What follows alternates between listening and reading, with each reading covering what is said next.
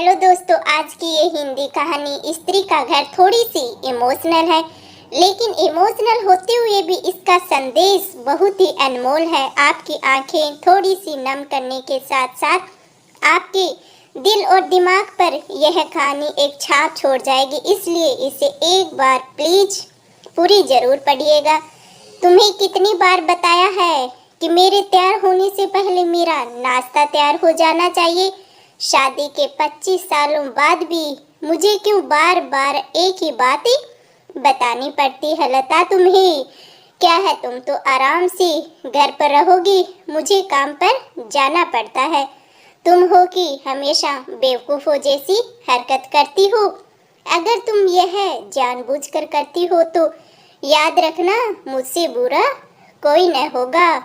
आज भी प्रशांत का पारा चढ़ा हुआ था। इन कटु शब्दों में अपना गुस्सा उतारते हुए गिल्ला तौलिया कुर्सी पर फेंकते हुए प्रशांत गुस्से से लता की तरफ देखने लगा। लता के लिए प्रशांत का यह बेवजह का गुस्सा कोई नई बात नहीं थी। वह महीने में 3-4 बार ऐसे ही लता पर बरस पड़ता था। पहले पहले लता उसका विरोध भी किया करती थी, लेकिन जब कई सालों तक प्रशांत में कोई बदलाव नहीं दिखा तो लता ने खुद को ही बदलना जरूरी समझा। अब प्रशांत के कुछ भी कहने पर लता को कोई फर्क नहीं पड़ता था। प्रशांत की हर बात को चुपचाप सिर नीचे झुकाए बस सुन लेती थी। और शादी के पहले 5 साल तक तो लता ने पूरी कोशिश भी की थी कि प्रशांत को बदला जाए, लेकिन फालतू का गुस्सा करना और बाद में लता को ही भला बुरा कहना, यह मानो जैसे उसकी आदत ही बन गई थी। कोई भी विवाद होता तो प्रशांत सीधा लता को बोल देता, अगर मैं तुम्हें अच्छा नहीं लगता तो क्यों नहीं चली जाती, अपने मायके क्यों रहती हो मेरे साथ। इतना सब कुछ होने के बावजूद लता प्रशांत के साथ ही रहती थी, क्योंकि उसे अपनी बेटी की फिक्र थी। और वह जाती भी तो कहाँ, अपने बुढ़े हो चुके माँ बाप को इस उम्र में परेशान करना वह नहीं चाहती थी। समाज और लोग क्या कहेंगे, यह भी तो उसे देखना था। वह इतनी पढ़ी लिखी भी तो नहीं थी कि खुद जाकर कोई नौकरी कर सके, अपना और अपनी बेटी का पालन पोषण कर सके।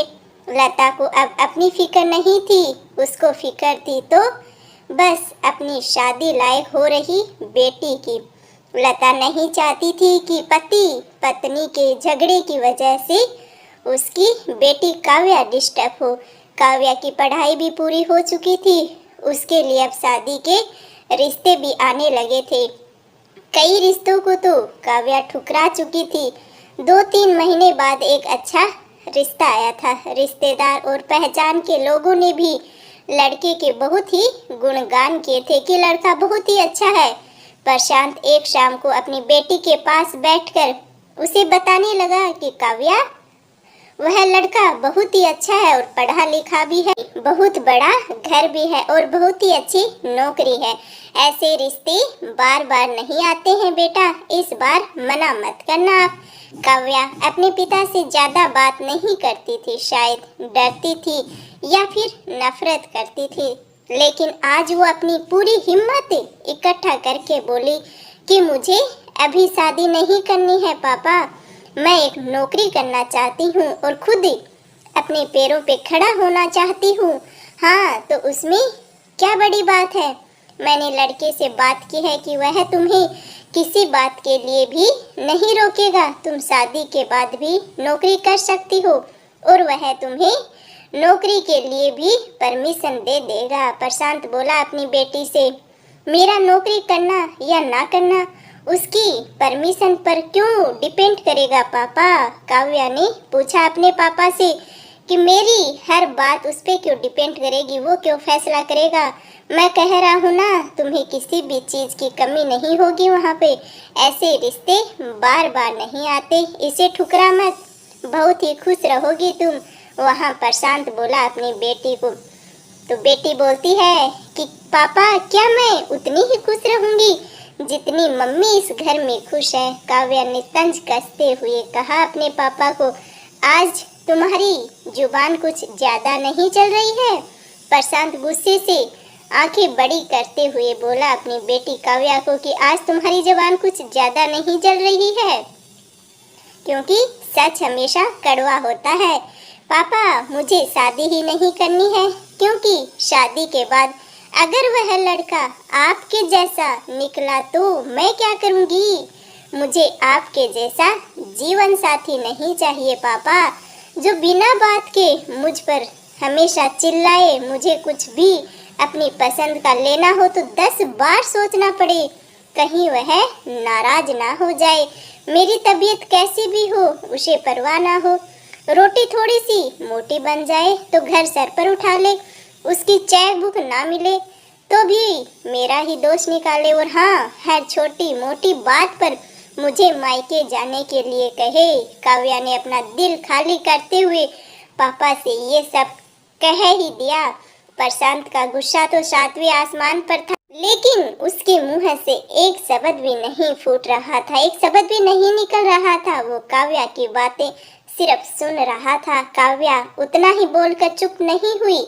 आज पहली बार वह अपने पापा के सामने इतना कुछ बोल रही थी कि पापा, आपने तो माँ के साथ हमेशा ही गलत व्यवहार किया है। आप अपने ऑफिस का गुस्सा बिना सोचे समझे ही माँ पर उतार देते हो। कभी इस बात की भी परवाह भी है आपने कभी नहीं करते कि उन्हें कैसा लगता होगा। आपकी बातें सुन सुनकर माँ ने तो अपना स्वाभिमान ही खो दिया है पापा। प्रशांत आज पहली बार अपने किए हुए बर्ताव को महसूस कर पा रहा था, और वह इतना ही बोल पाया, जो तुम्हारा मन हो वो करो, मैं तो इतना बुरा हूँ ना? काव्या ने प्रशांत का हाथ पकड़ा और बोली, पापा, मुझे सिर्फ एक सवाल का जवाब दे दो आप तो बस। क्या आप चाहेंगे कि मेरा पति भी आपके जैसा ही हो? अगर आपका जवाब हाँ है तो कर दीजिए मेरा रिश्ता आज ही, मुझे कोई एतराज नहीं है, और ना है तो मुझे आत्मनिर्भर बनने दीजिए, खुद के पैरों पे खड़े होने दीजिए पापा। प्रशांत कुछ भी न बोल पाया और वहां से चुपचाप बाहर चला गया। आज उसे लता के सामने जाने में भी शर्म आ रही थी खुद को, और चलते चलते उसकी आंखों से आंसू बह रहे थे। प्रशांत ने आज से अपने आप को बदलने का निश्चय कर लिया था। अगले ही दिन से लता ने अपने पति में काफी बदलाव देखा, तो वह सोचने लगी कि जो हिम्मत काव्या ने दिखाई है, अगर वही हिम्मत मैं पहले ही दिखा देती तो शायद आज परिस्थिति कुछ और होती।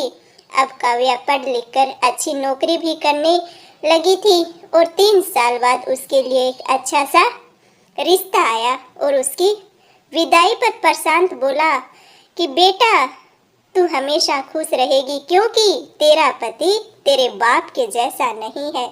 उसे खुद पे, अपने आप पे शर्मिंदगी महसूस हो रही थी।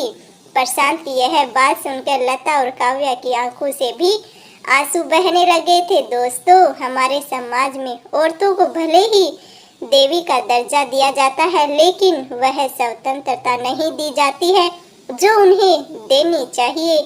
उन्हें बचपन से ही बताया जाता है कि वह तो पराया धन है। स्कूल से आने में देर हो जाए तो पिटाई मिलती है, मोबाइल पर बातें करते हुए दिख जाए, खिड़की से भी अगर झांकते हुए दिख जाए तो शक किया जाता है एक बेटी पे।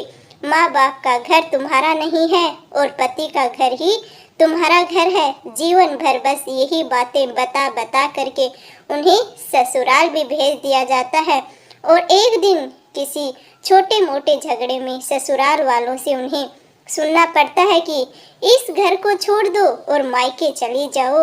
अब आप ही बताओ दोस्तों, ऐसी स्त्रियों का सच्चा घर कौन सा है? मायके में रहती है तो ससुराल भेजने की बातें होती है, और ससुराल में मायके चली जाओ, बस यही ताने सुनने पड़ते हैं। आखिरकार वह स्त्री किस घर को अपना कहे? हमेशा की तरह हमारी पूरी कहानी पढ़ने के लिए आपको बहुत बहुत धन्यवाद दोस्तों। उम्मीद है यह कहानी आपके दिल को छू गई होगी। ऐसी ही सीधे दिल तक उतरने वाली कहानियाँ पढ़ने के लिए आप हमेशा हमसे जुड़े रहिए। सुबह रोज 8 बजे हमारी कहानी आती है, तो आप लोग हमेशा सुनते रहिए। और हाँ, हमारी कहानी को पढ़ने से, सुनने से अगर किसी में थोड़ा सा भी बदलाव आ जाए तो हम सोचेंगे कि हमारा तो जीवन ही सफल हो गया है। बस यही हमारी आशा है। और आप सभी भी हमेशा खुश रहिए, आगे बढ़ते रहिए। मिलते हैं एक ऐसी ही कहानी के साथ, तब तक के लिए राम राम जी।